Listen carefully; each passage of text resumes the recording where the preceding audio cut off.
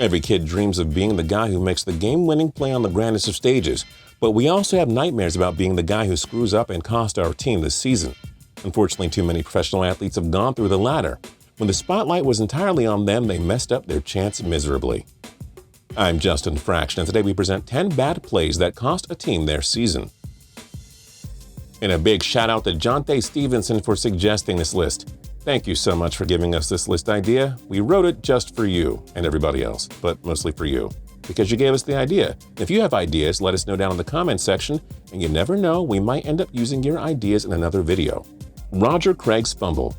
The San Francisco 49ers met the New York Giants in the 1990 NFC Championship game.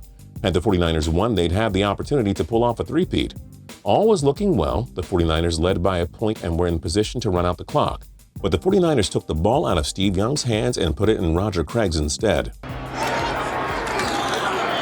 again, hit behind the line of scrimmage, and the Giants have the ball. The Giants had new life, and the game came down to kicker Matt Barr. And the kick is good. The Giants win it 15. Craig's fumble essentially ended the 49ers' run at making NFL history, and they had to watch the G-Men win Super Bowl 25 instead. Tim Duncan's missed layup. The 2013 NBA Finals were kind of fun, in case you forgot. The San Antonio Spurs squandered a sure fifth championship in the waning seconds of Game 6 and lost in overtime. Game 7 was just as thrilling. With the Spurs trailing by 2 points left in the final minute, Tim Duncan had an easy layup that could have tied the score. Side Duncan across the lane. Duncan misses the tip, no good, and Bosch the rebound. Good search out by Ginobili to find Duncan against the smaller Battier, and then another point-blank miss. LeBron James closed it out from there. Eat, repeat. On the bright side, Duncan and the Spurs won their fifth title the following year. Marcus Williams ducks under Diggs. The New Orleans Saints rallied from a 17-point deficit and had the Minnesota Vikings hanging on by a thread in the 2017 NFC Divisional Round. With no timeouts and just 10 seconds on the clock, Casey Keenum and Minnie could only hope for a miracle. Luckily, the Saints defensive back Marcus Williams forgot how to tackle. Work the ball on the boundary.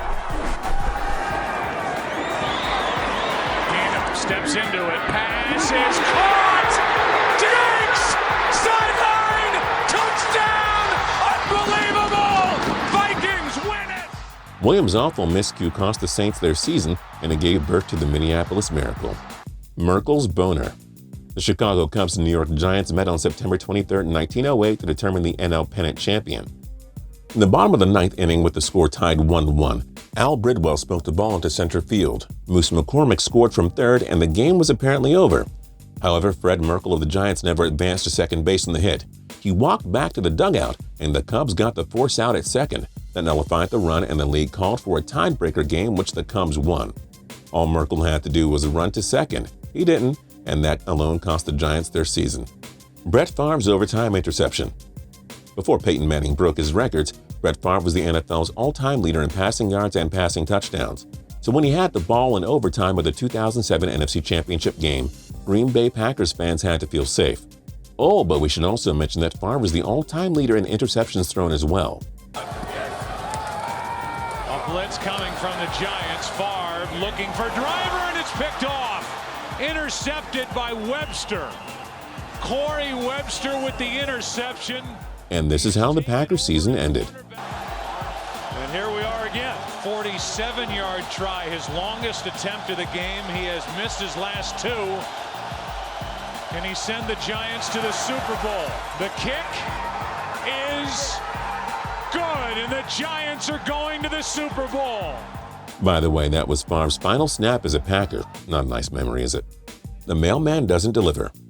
The Utah Jazz had one final chance to win a championship with Karl Malone and John Stockton. All they had to do was beat Michael Jordan and the Chicago Bulls in the 1998 Finals. Utah had to win Game 6 or it was time to go home. Leading by a point with less than 25 seconds to go, the Jazz gave Malone the chance to ice it. Score once again. Jordan with 43. Malone is doubled. They swat at it and steal it. Oh boy, Michael Jordan has the ball in a clutch moment. What could go wrong? 17 seconds from Game 7 or from championship number 6. Jordan open. Chicago with the lead. Malone chose a bad time to lose his focus and the ball, and it set up Jordan's most iconic shot and a classic NBA moment as the Bulls repeated Steve Smith's own goal. It was the Battle of Alberta. The Edmonton Oilers and Calgary Flames went the distance in the 1986 Smythe Division Finals. Game 7 was tied at 2 apiece with just a few minutes remaining. Oilers rookie Steve Smith had the chance to be the hero on his 23rd birthday, but oh no. Hoegler did in the second period on Steve Bozak. Oh, they score! Oh, Steve Smith in attempting to get it out of his own. And the Calgary bench, they couldn't believe it. Now there's the puck stopped by Grant Fuhrer. Watch Smith. It comes out right in front of his net. Calgary went on to win the game and the series. Not the happiest of birthdays for Smith, whose gaffe cost the Edmonton Oilers their season. Russell Wilson throws the ball. You know, if Seattle just asked power running back Marshawn Lynch to gain half a yard, they would have repeated as Super Bowl champions. But they asked Russell Wilson to be fancy. Play clock at 5. Pass is intercepted at the goal line by Malcolm Butler. Unreal. The Seahawks may have lost the Super Bowl, but they hold the honor for the absolute dumbest play call in history. Tony Fernandez boots the grounder. The Cleveland Indians and Florida Marlins clashed in the 1997 World Series, which required a 7th game. With the game tied in the bottom of the 11th, Craig Counsell hit a routine grounder to second baseman Tony Fernandez. Rather than get a critical second out, Fernandez made this costly mistake.